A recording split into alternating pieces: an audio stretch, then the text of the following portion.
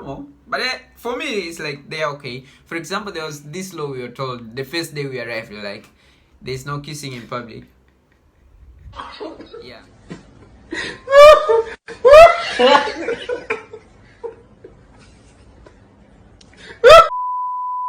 Hey guys, it's Hey Mike here and welcome back to my channel. So today I'll be giving you my first initial introduction. My name is Michael Hamandishe. I'm 20 years old and I'm from a country called South Africa, although I was born in Zimbabwe. So yeah, you can say I'm a mature citizen. And today I'm going to talk about my experience as a black international student studying in Malaysia. And today I brought to me my first guest, which is Keima. Hello guys, my name is Keima and I got an invitation from Mike and I'll be a co-host for this. So I'm born from Tanzania and I'm here studying in Malaysia in Bachelor's of Aviation Management. So today we're going to talk about our experience as black international students studying in Malaysia. We've been here for over a year now and ongoing. We still have I think 1 more year, 2 more years. So we just wanted to share our experiences with you guys, and we're going to start about with the affordability, the living costs and everything. So how is it compared to your country back home, compared to Tanzania? Okay, in terms of living costs, in terms of houses here in Malaysia, I think it's same compared to our country. It's kind of similar Yeah, I think for me it's also a bit different because in my country the salary is higher than you earn here in Malaysia, but the living expenses like the accommodation, the cars, the petrol, fuel prices, everything is very, very high.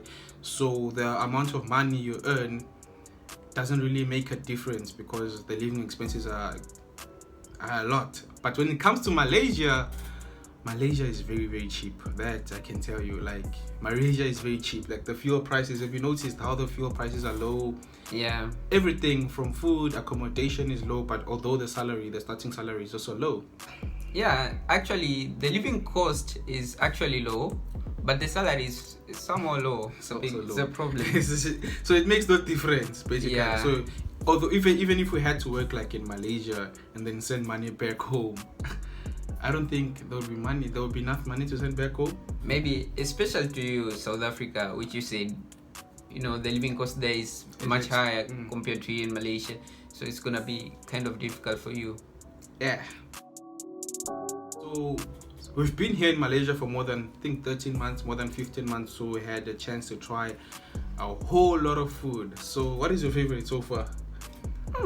I think my favorite food is nasi goreng and lemak. Yeah. How was your experience the first time? To be honest, my first time here in Malaysia, when I was trying the Malaysian food, I was in a campus. They are one of our campus in Sepang, aviation campus in Sepang. So that day I remember it was my first time. So I went there and then I asked the guy, "Can you give me rice and chicken?" I didn't know. And I nasi goreng. I said, "Just give me, okay?" Then he gave me that food. But to be honest, when I ate, my stomach was paining, serious, because it was my first time eating spicy food. Serious. That day, I couldn't finish the food, and I've never done that thing in my life. Seriously. But it happens to a lot of Africans who come here because not all countries serve spice. I'm used to spicy food, so my stomach is not that sensitive. But a lot of my friends who come from other countries, as soon as they eat spicy food, especially Malay food and Indian food, they all run to the bathroom 2 days, 3 days. It was a challenging moment for me, to be honest. But I got used after some couple of days, like 3 days. I got used to it. Yeah. But yeah, it also takes time. Time. But then I still haven't quite figured out my favorite yet because almost everything is nice. But which one do you eat most commonly? The normal one, nasi goreng ayam. Then that's my favorite. Also the nasi goreng sotong. I also love that. What is sotong? Sotong is squid. Yeah, it's seafood. Seafood. Yeah. So yeah, but I've tried a lot. Also Chinese food. Chinese food. I don't know how to pronounce them, but if you bring a picture or the name of the menu, it's good. What's that one we ate last time again? The one that hockey. hokia goreng, something like Okay, that. great. Yeah, something like that. Something like that. But that was nice too. But then my favorite is always the chicken, the fried chicken and the fried rice. That's like the second favorite of mine. But what we haven't tried yet, what we still have to try, is the durian. Durian, in my country there's durian, but for me, no. I don't Have you tried it before? Here in Malaysia? No, I've never tried it, but I just don't like it. Have you tried it, or you I've just, never, you just but- don't like the smell? Because I know that I Yeah. hate the smell, but I haven't tried the taste, so I can't give my judgment on that one if I like it or not. For me, durian. But we should try it sometime. Yeah, but I'll try one day. As a black international student in Malaysia, what are your experiences? Or is everything good or everything bad, or it's just in between the line? Have you Experience as a black person, black international student here in Malaysia.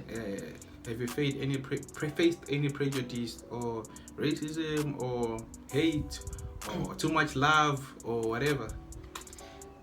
For me, to be honest, in terms of black people here, black students here in Malaysia, or a black person living here in Malaysia, there are some circumstances or challenges that we usually face. For example, if a police sees you, like walking through the road, then they'll just call you, say, give me your passport. You see, most of the times. That's what I also hate. Like when they automatically judge you by just looking at you. Although when I'm wearing a cap, no one can tell a difference. They always greet me in Malay, but when they see my African hair, every time they see my African hair, that's when they stop you. Like, can you come here, please? And then you talk to them. As long as you have your papers in order, then everything is okay. Like this thing, I think it got worse when the lockdown was enforced. Yeah, but then also on the lockdown. Before lockdown, it just but didn't care. I read news like past week ago, the IGP said like police shouldn't call people, they're not allowed to internet stop foreigners here, yeah. then asking them for passports, then it's very disturbing. He said it's mentally disturbing. Yeah, true. But then I feel like when you have like your papers in order, if you're not like living in Malaysia illegally, then I guess there is really nothing to worry about. But then the encounters I've faced so far, like they were all kind of. There was one I almost ran away. But yeah, it's fine. But then the hardest one is accommodation, guys. Finding accommodation as a black person in Malaysia. Woo! I remember there was this time me and my friends we were looking for a house here in Malaysia. So every owner you call, they'll be like, you start the normal processes, the registration processes. He'll call you, ask what's your name. But when he has a country, any country like related to Africa, he disappears. Any agent or owner disappears. True. So we reach at a certain moment, then we usually call. Then we're like, hey, we are Africans. Before processes, do you agree with us, or or you don't want African? Because it's kind of a disturbance, Because like it's the same as you saying, like so you can sometimes you call, sometimes you like send a WhatsApp message. So when you send like a WhatsApp message. they reply with a survey which you have to fill up your name, age, it's like a form, what school you in, what are you studying, your ethnic group. So as soon as they see black, then they're like, sometimes they don't reply or they just say sorry, owner, no accept black la. It's like they take a while replying. It will take like a couple of 30 minutes, then you come back, the agent will come back and they say the owner say he's not interested to black. But yeah, I think I've talked to also like a couple of local Indians. They say they face the same thing. But for me, I didn't really quite take it heavy. I didn't expect it though. That's one thing I didn't expect, because when I came here, everyone was kind to me. And then after I wanted to move like accommodation, that's when I had like, it took me almost 30 listings. I had to go through 30 listings in order to find the house that I never wanted, but I just had to accept because no one else would accept me. So I just had to come to that fact, and then I finally got my house. For me, the house, it took me like the whole month. You go every house, you go walking like a whole month. You're just looking for a house. You go today, like 10 times we went to several houses. Like we went to 15 houses max, I can say. And also to me, I feel like the darker your skin color is, Yeah. the more judgment you get. The more Because judgment. every time, like the only time I got accepted was when I really begged the agent to come and see me in person. And then when your English is not bad, when your English is average and you're not that dark, then you're like, oh, then they become friendly to you. But as soon as you come with that dark skin, that's when you get all the prejudice.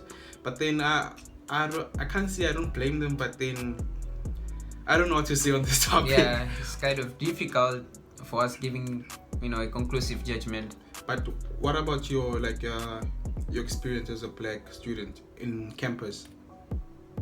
In campus, campus is okay because most of the students, they're friendly. In my campus, I'm talking, my campus. On your campus only. On my campus, most of the local students are very friendly, you see. So most of the time, they like one of my friend is black also, so he came before me at the campus. Now when he reached at the campus, now every local student want to take picture with him.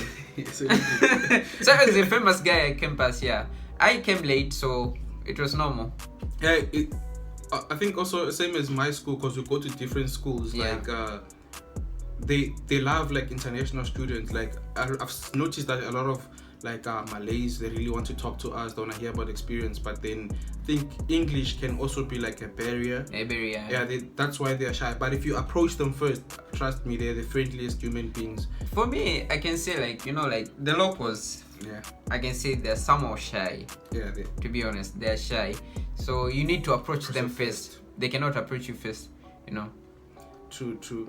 And there was this one time, our friend Moses, our friend Moses is tall and he's dark. So most of this basketball, I know basketball, a lot of kids will like basketball in Malaysia. Yeah. So we were going one time in KLCC, and then a lot of people came to him asking for pictures. They thought he was some famous basketballer from America. From America. It's not the first time. Actually, it was 3 times when people called him. You see, 3 times I remember. Yeah, I know a lot of African students don't like it when people approach them for pictures. It's kind of not. But honestly, I don't care. I love the attention. So I'm also an outspoken person. So whenever you approach me, we can have a conversation for more than 30 minutes. Although you're a stranger, I love meeting new people, new cultures, and everything.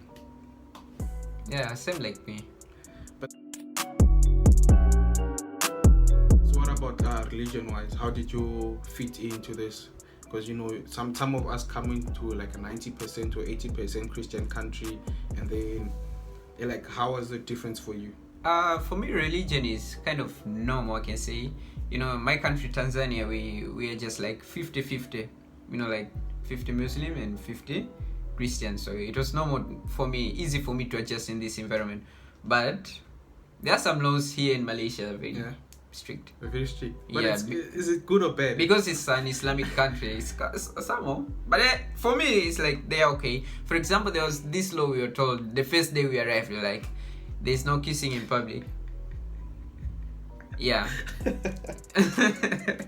Yeah, I think Malaysia, because to some it might be offending seeing someone kissing in public, people kissing in public. But it's okay. Oh, you can deal with it.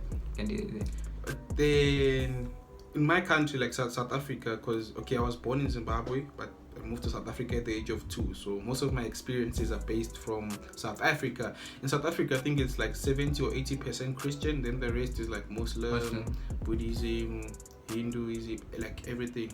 And then but from the town where I come from, there were a lot of Muslims. So when I came here, there wasn't much of a difference. The difference was that this side, I think freedom of expression is way less when you compare to my country. They don't like in some buildings, if you not fully dressed, even it's just a vest, you're not allowed to enter. Especially I think the temples, that's one of the rules you get in the temples. You have to be fully dressed. Even when you go to Batu Caves as a girl, I think I saw one girl getting returned because she was wearing like a short trouser or a short skirt. Then they said no, she must cover up. Like, I think those were one of the rules. But then when you come to countries like South Africa, it's almost like you can wear whatever and whenever and whatever time. Yeah, same like my country. Yeah, but then otherwise everything is very similar back home. The rules, and Malaysia is a bit strict, which it's a bit more strict, which I like, because it strict equals to a safer country. But then yeah,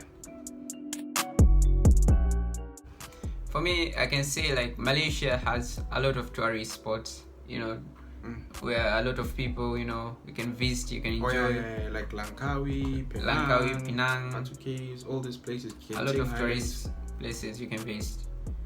But also another thing which I like about Malaysia, most of people here speak English, you know. Though there will be some difficulties, but people will speak English compared to other countries. If you go, people just speak their local languages. True.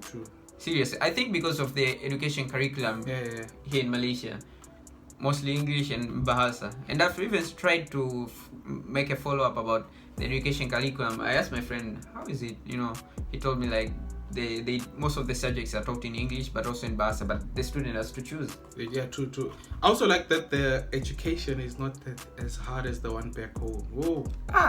Like the university, the education back home is Malaysia is, I think, not more relaxed. I don't know if it's the teaching wise that makes it better, or that makes you understand the work better, or maybe it's a bit easier from home. But then I had a hard time at home. Like the subjects, the mathematics is way more hard at home. I don't know why, but then I think it's the curriculum we use, because we use the British one. The British. Yeah. Okay. So I don't know which one you guys use. For me, it will be difficult to tell, but I think our country is more the grading system. You know, like A starts from 100, you know, to something 80, I think 85. So it's kind of difficult compared to Malaysia here. Malaysia is, you know, there's B+, there's B-, but in our country, like 70 till 70, how much is B? Then C from 60 to 69, which in Malaysia is B, I don't know, B-, C. So like education-wise, I would recommend you to come and stay in Malaysia and things like that. But then Malaysia, the downside of Malaysia, okay, everyone is kind in Malaysia. Okay, let me not say everyone, most of the people, let me just say 90%. But I've had positive encounters ever since I was here. But then Malaysia, it also depends on what kind of a person you are. If you are really an outgoing, partying person, you know, drinking person in public, you know, like back home, then sad to say, but Malaysia is not the country for you. But then if you are more of a person who likes to explore, try new things, diving, whatever, swimming, hiking, motorbiking, quads, and less of the drinking and partying life, then the country is for you. The country is for you. Yeah, because I think they're strict on the alcohol and drinking in public. Yeah, drinking, because there's this mall we usually go for buying, you know, like groceries. There's a specific part where you see like only for beers, you know, like, and most of the people don't go there. Yeah. It's the same as my country, where let's just say Spa. Spa is like a grocery stop, and then the grocery store is alone, and then where the liquor section is alone. But then in my country, the liquor store is almost as full as the grocery store. That's how they love alcohol. But in Malaysia, it's always empty, unless maybe you go to Langkawi. That's where maybe you find more of the liquor stores. I think also because of the religion here, the Islamic religion. Because I asked one of my friends from Saudi Arabia, he told me like Muslims, some are restricted from drinking alcohol. That's why. Yeah, but then in closing, Malaysia, I love that the diversity, the food, the everything. Like, if I had a chance to stay in this country till I'm old, I would definitely take that chance. And I'm looking forward to 2 more years in this country. And I'll be leaving our Instagram handles down below in the details, and then you guys can catch us, or maybe hang out if you want to. But yeah, this is all from me and Keima, and I hope to see you on the next one. Peace.